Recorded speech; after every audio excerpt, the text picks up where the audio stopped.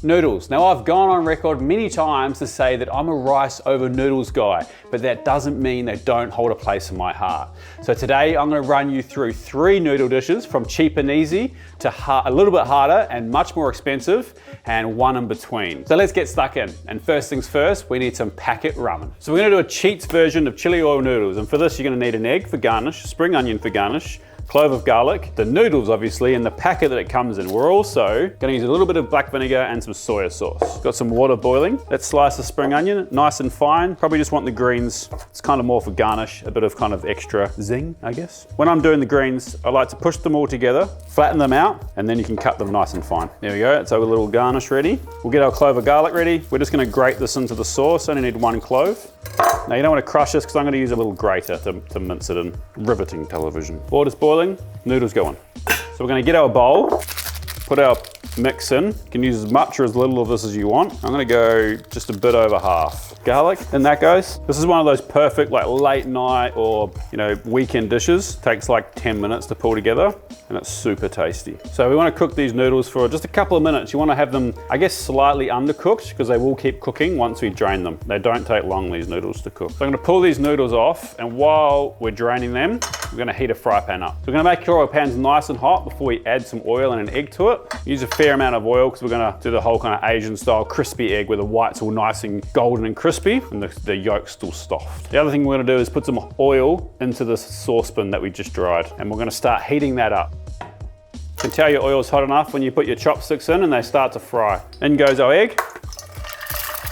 The oil's nice and hot, straight onto the spices and garlic, and we'll give that a mix. Woo, smells good. Gonna add a little bit of soya, a little bit of black vinegar, another mix. Noodles back in, make sure that's all coated in that nice spicy oil. Oh, they look pretty good.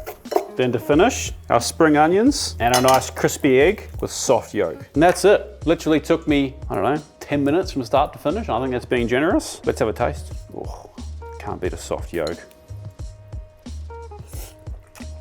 Spicy, salty, creamy, rich egg. What is not to like about that? All for a few dollars and in under 10 minutes. Delicious. All right, let's move on to something with a few more steps and a bit more expensive, Quay Chow. Normally I'll use a wok for this dish, but not everyone has a wok at home. So today I'm going to use this stainless steel clad fry pan from the sponsor of today's video, Maiden. Maiden designs professional quality products for the home cook. And I recently visited their store in Austin, Texas. I had a fantastic chat with the team there, and what I found really interesting is that they partner with like multi-generational factories around the world, including the one that makes these pans in Italy. So the stainless clad fry pan, saute pan, stock pot, and saucepan that I'm using today were all crafted in Italy using premium materials that create a fantastic all-purpose cookware. I use these stainless clad saucepans for my everyday cooking. There's a common misconception that these things can be hard to cook with and stuff sticks to it. But the only trick is to make sure that they're hot before you put oil or food into them. One of the many things I love about these pans is the handles. They kind of remind me of the handles we have in commercial kitchens. They stay cool while they're on the element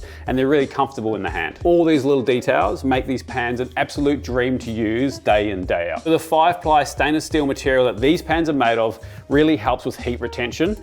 It also helps for even cooking across the bottom, which is excellent for when you're cooking proteins like steaks and pieces of fish. So check out the stainless clad collection and all Maiden's other cookware in the link in my bio.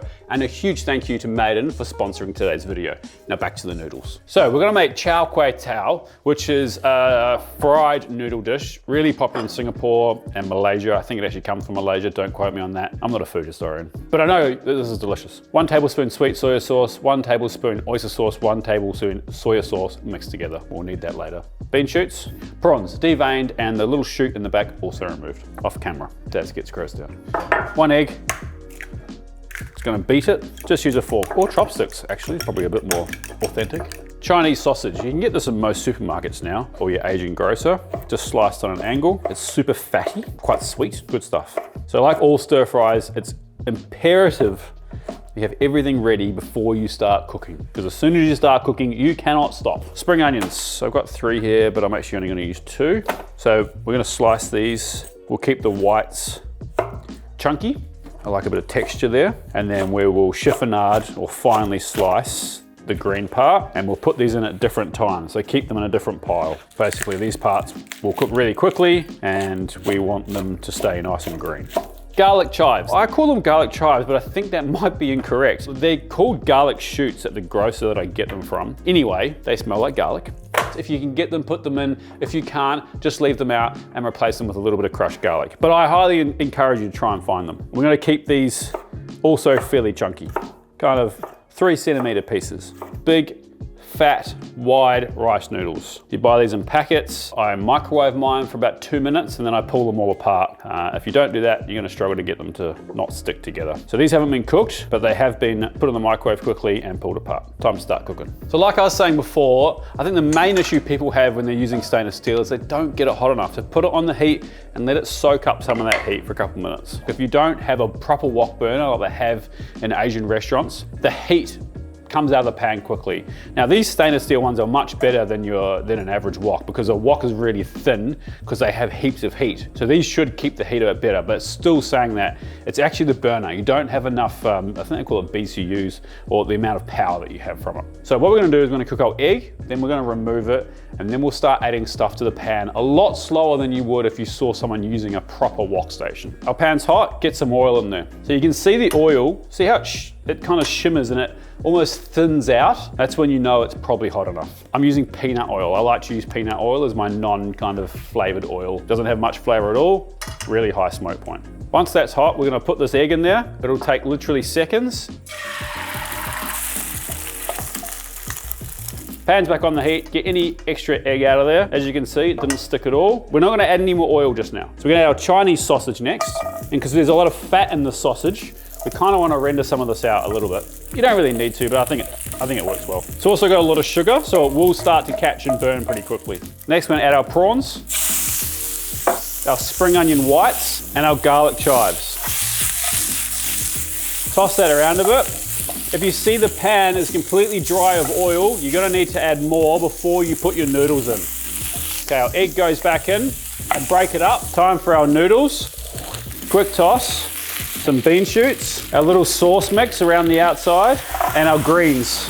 Make sure all the noodles are the same color. They should go like a nice dark brown color, because that way you know that the sauce is evenly distributed. Plate it up. And there you go, Quay Chow, one of my all-time favorite fried noodles. A bit more luxe on the last one because of the introduction of these delicious little things, the prawns. Oh, hot.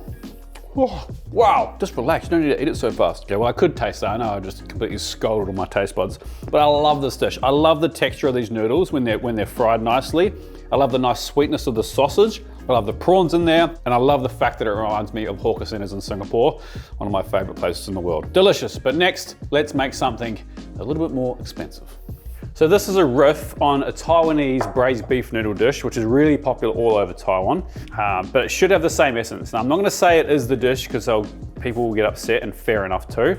So this is a dish inspired by that dish. First of all, we need some spices. So in here, we've got some star anise, black cardamom, cinnamon, bay leaf, some Szechuan peppercorns and fennel seeds. And then we've got some goji berries here as well. We're just gonna toast these until they kind of start smelling nice and aromatic. We're not gonna toast the goji berries, however. So this is Taiwanese beef noodle soup, but instead of the braised beef that they would use by making the stock, we're gonna make the stock separately, and then we're gonna borrow a technique used by the Vietnamese where we're gonna slice some really good quality beef, put it over the noodles, and let the stock that we're about to cook, or the broth, cook the beef really quickly. While that's toasting, we've got 3 spring onions here. Take the tops off, keep these nice and big, and we'll save the greens for garnish later. We're also gonna take a big piece of ginger, just cut some nice flats, like so. Don't forget to keep moving your dry spices around. We've got a really large shallot. You can just use a couple of small ones. Smelling pretty good. They can come out of the pan. We've got a large stock pot.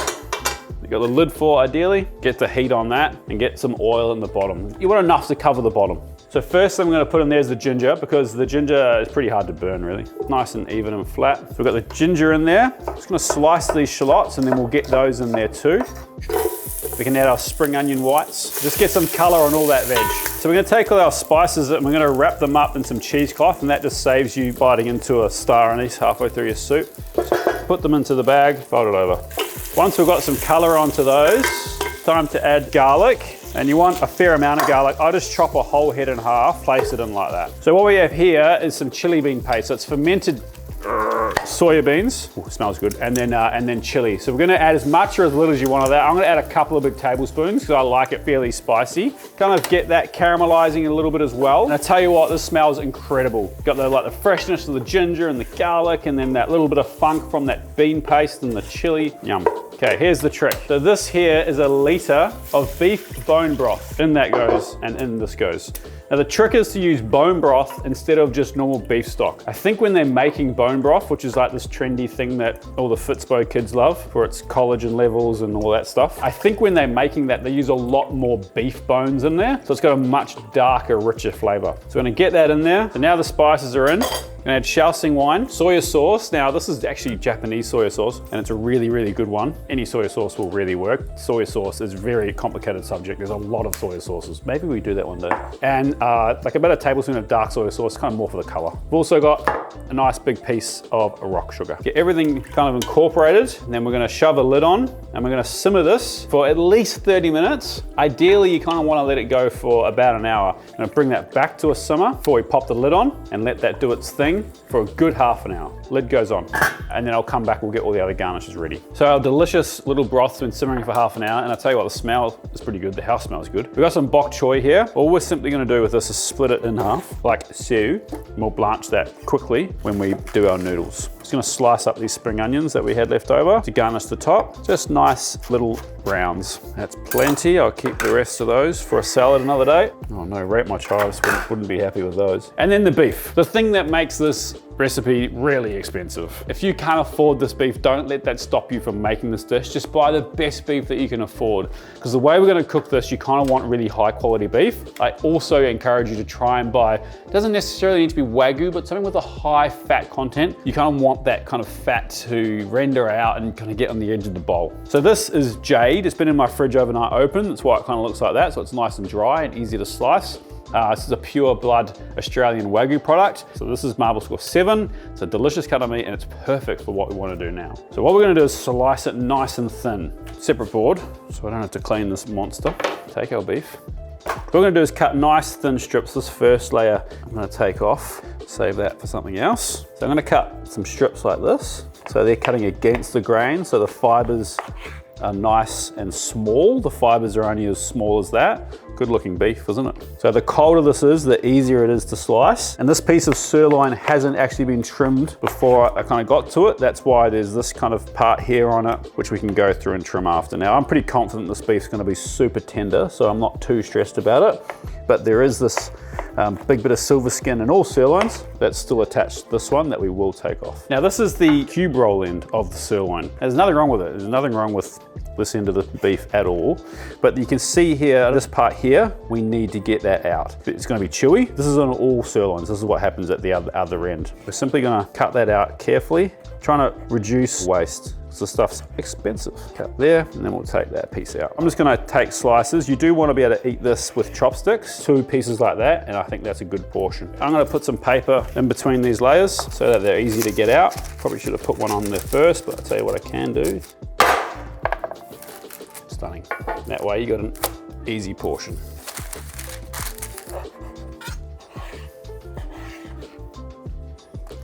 Now we've got these little pieces here and they've got fat on them, really delicious fat. So what we're gonna do is use them by putting them into our stock. And that fat will render and add delicious flavor to our broth. That's got about 20 more minutes. I'm gonna keep this in the fridge in the meantime. But next, let's talk about noodles. So I'm gonna use a wheat noodle here. I just brought these from my local Asian grocer. You can kind of use whatever noodle you want, but I do suggest you buy like a nice fresh wheat noodle. So the tricky thing is with soups like this is that you kind of want to be ready. You got everything ready. So we're gonna blanch these quickly first. Our broth is ready to go, smells delicious. We wanna make sure that's really hot when we pour it over because this is what's gonna cook our meat. So let's get this in the hot water to blanch. Doesn't need long. Pull these out and put them onto a tray with a rack just so that we don't want any of that water in our broth. We'll make sure that all drains out. Keep our water boiling because we're about to put our nudes in there. So before we cook our noodles, we really want to make sure our bowl is hot that we're going to serve it in. That'll help just keep the temperature of everything there. So I'm going to shove this in the oven. Now we're going to take a portion of nudes. I'm actually going to do 2 portions. Make sure your water is really boiling hard. And there you go. Give it a stir and put the lid back on just to make sure it comes back up to temperature quickly. They don't take long, maybe a minute and a half. All right, our noodles are ready. in the bowl, piled up nicely. Now we add our nice piece of bok choy and our beef. Time to ladle on the star of the show. Make sure you pour it straight over the beef. You can see that cooks it pretty much instantly. Nice amount of spring onions on the top. There we go, my version of a Taiwanese inspired braised beef dish, but instead of braising taking 12 hours, it took me about just over an hour. Pretty excited about this one. I like to just kind of get in there, get everything mixed up and everything. It's gonna be hot. I'm just gonna eat this whole bowl, you don't mind guys. Elegant date night food.